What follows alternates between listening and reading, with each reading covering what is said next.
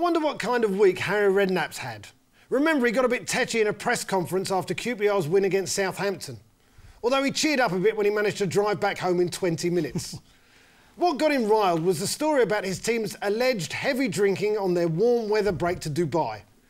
Do these little jaunts help team building, or are they just another excuse for young men to go a bit crazy away from the prying eyes of the press? Bob?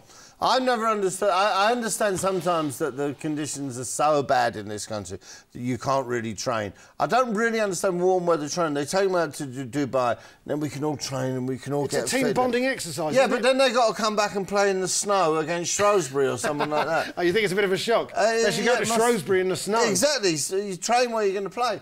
But I thought he was fine, Redknapp, because I like him. No, we all like Harry. Because he doesn't refuse to comment, and they said... So the guy said, it was a good result, especially given what was in the papers today. And he said, yeah, it was a load of old... And a disgusting story. Disgusting. It was but then to say, and I know it was.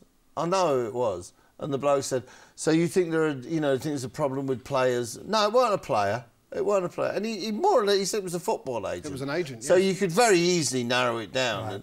Right. Because, listen, for all the glamour and the Bernabeu and the Emirates and all this, it's a game run mainly by pretty seedy blokes.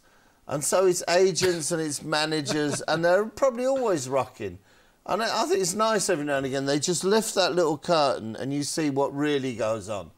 There's obviously some agent who's got it in for Harry, and he's phoned up his mate in the newspapers and told him a load of lies, which they've then printed.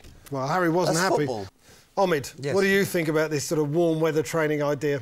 I have to say I agree with Mr. Mills here. I think it's ridiculous. If you've been to Dubai, it's about 40-degree heat. I don't know. I have. You have. It's very hot. It's too hot to even train. I would, if I had a team and we were bonding, I'd take them to the indoor snow piste and see Muslim women in veils flying down like Franz Klammer. And for a comedy reason, that's funny. And you just go there, and there's actually a restaurant where you can eat and watch the people do that. So, I mean, we had a bit of bonding before, didn't we? We went for warm weather pizza. I think anything that bonds, because, we don't really know what happens behind closed doors. We don't know how bonded they are.